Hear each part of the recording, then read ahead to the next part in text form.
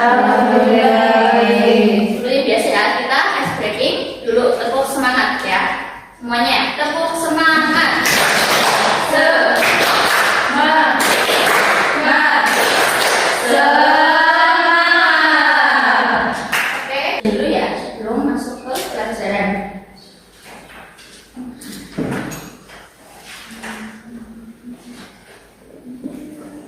Afifah Datil, Afifatri, Ajeng, Anis, Nini Ayu, Fadilatul, Fauzania, Vina, Hansa, Naila, Nila, Siti Nur Faiza. Ya, hari ini ada dua yang sudah hadir. Kali ini kita mengenal materi apa ini? Majas dalam puisi. Ini majas sudah yang ada di materi SMP ya, sudah mengenal majas dalam puisi. Majas itu gaya bahasa dalam puisi supaya puisi itu lebih hidup lagi. Tahukah kalian apa itu majas? Bahasa yang digunakan untuk menyampaikan pesan dari ya, betul sekali. Majas adalah gaya bahasa yang digunakan untuk menyampaikan pesan secara imajinatif dan hiasan. Jadi kalau tidak ada majas itu, puisi itu seperti tidak hidup. Kadang kan kalau puisi itu kayak pembacaannya kayak benar-benar menghayati gitu ya, tidak seperti membaca berita. Benar-benar ada yang tiba-tiba nada turun, kemudian rendah, terus ada kata-kata yang kayak dibesar-besarkan, seperti contoh puisi romantis, matamu seperti rembulan. Ya, itu termasuk majas hiperbola, melebihkan. Fungsinya memberikan efek emosional, memperindah kalimat dan menekankan makna pesan. Lalu selanjutnya, jenis majas yang sering muncul. Yang pertama, Mbak bacain. Majas personifikasi, menganggap benda mati seolah-olah mungkin seperti manusia. Contoh, angin mulai berbisik membuat di telingaku. Ya, majas personifikasi, menganggap benda mati seolah-olah memiliki sifat manusia. Contoh, angin malam berbisik lembut di telingaku. Ya, ini biasanya gitu ya. Di puisi romantis itu ada yang seperti ini, namanya majas personifikasi. Kemudian nomor 2, majas metafora. Nah, baca ini. Yang nomor 2, majas metafora. Membandingkan dua hal secara langsung dan secara ibarat atau contoh perpustakaan seperti Ya, terus sekali majas metafora. Membandingkan dua hal secara langsung tanpa kata penghubung, ibarat atau bab. Contoh, perpustakaan adalah gudang ilmu. Lalu selanjutnya, jenis majas lagi yang sering muncul. Nah, ini yang sering muncul di puisi, majas hiperbola, melebihkan sesuatu hingga terasa tidak masuk akal. Contoh, suaranya menggelegar membelah angkasa. Matamu seperti rembulan. Kemudian apa lagi? Biasanya yang di puisi yang melebihkan. Jantungku seperti coklat. Jantungku seperti coklat ketika melihatmu ya. Kemudian suaramu seperti angin yang berbisik di telingaku. Tadi apa tadi? Personifikasi. Ini ada bola ya. Kemudian ada lagi datanglah ke gubukku. Maksudnya gubuk itu apa? Rumah ya. Cuman itu kayak makna yang kasar ya. Datanglah ke gubukku. Kemudian ada majas singil, perbandingan eksplisit menggunakan kata hubung seperti bak dan laksana. Contoh, wajahnya Bang Pinang dibelah dua. Kemudian apa lagi? Seperti bak dan laksana, kata itu. Ini kan sudah contoh bak, wajahnya Bang Pinang dibelah dua. Seperti matamu seperti rembulan, ya seperti ada kata-kata seperti itu. Kemudian Kemudian contoh puisi dengan majas. Judul Senja di Pelabuhan. Sang surya mulai lelah dan berpamitan, meninggalkan jejak merah di cakrawala. Ombak berkejaran menghantam karang. Perasaan ini seluas samudra, menanti kabar yang tak kunjung tiba. Nah, ini contoh puisi.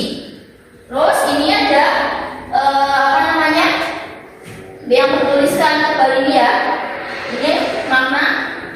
Kalian tahu ini maknanya apa aja? Mulai lelah dan berpamitan. Majas apa? Ini berkejaran seluas samudra. Ya.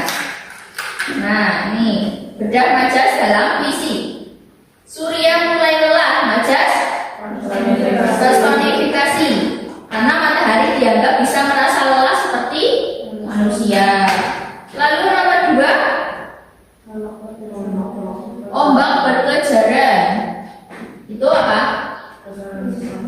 Personifikasi. Ombak seolah melakukan aktivitas lari. Kemudian seluas samudra. Hiperbola melebih-lebihkan besarnya perasaan ya. Nah, ini ada sebuah tugas. Sampai sini ada yang ditanyakan dari majas-majas? Sebenarnya majas itu banyak, ada majas ironi, kemudian majas ironi, terus metafora, gitu kan, dan lain-lain. Ini hanya beberapa contohnya saja yang ada dalam puisi. Majas itu sangat banyak. Ada yang ditanyakan?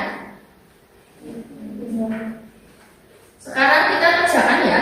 Kita mencoba menemukan sebuah majas dalam tugas sebuah puisi ya. Ini adalah sebuah puisi. Nah, ini ada yang ini bertuliskan tebal. Nah, ini nanti kalian menemukan sebuah majas apa ini dan maksud majas itu apa. Misal contoh ya, ini hanya contoh. Ini metafora, karena apa? Terpaku bisu artinya apa? Kenapa metafora? Sudah ditulis alasannya. Terpaku bisu bersinar matahari dengan kusut memecah kesunyian dunia. Ya, sekarang ditulis di buku tulis kalian.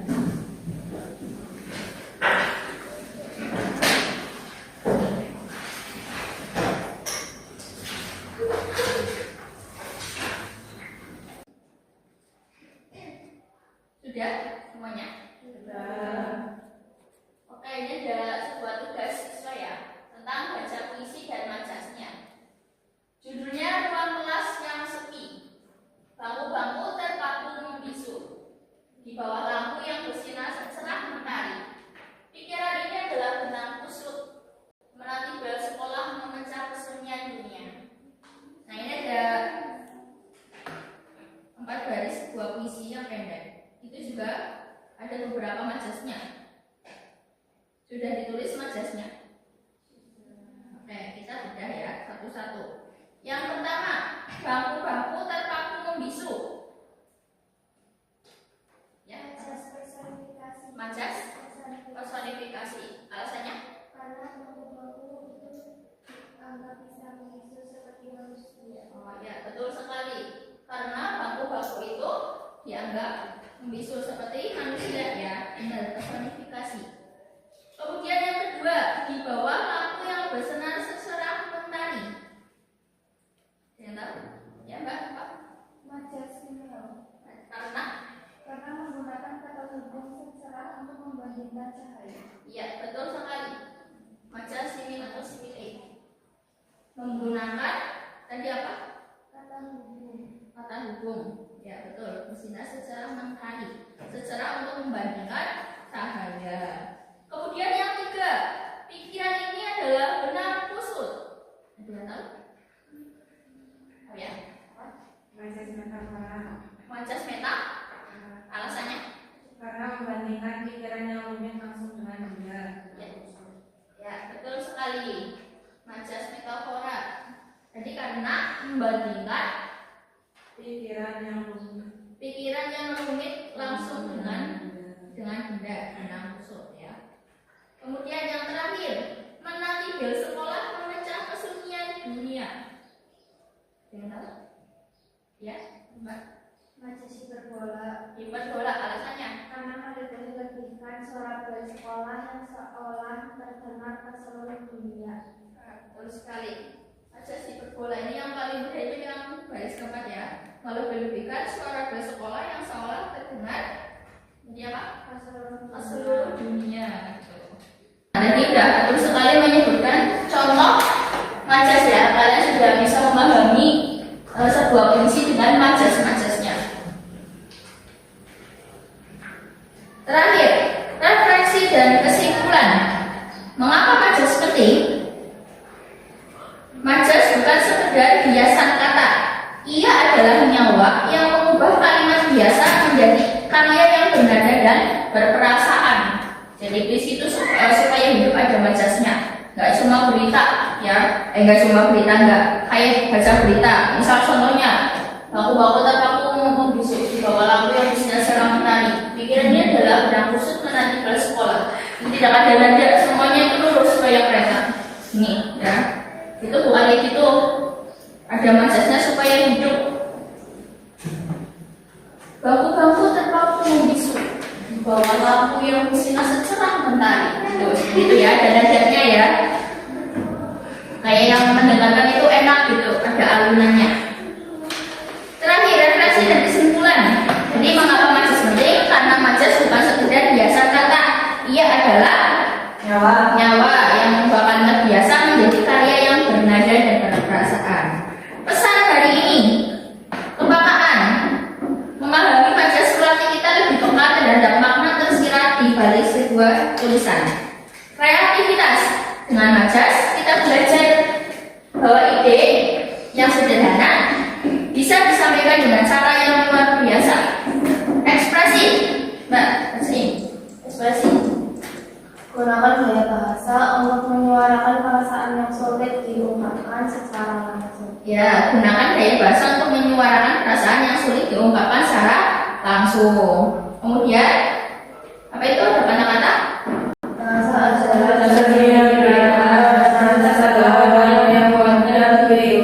Ya, bahasa adalah cermin pikiran, majas adalah warna yang membuatnya lebih hidup.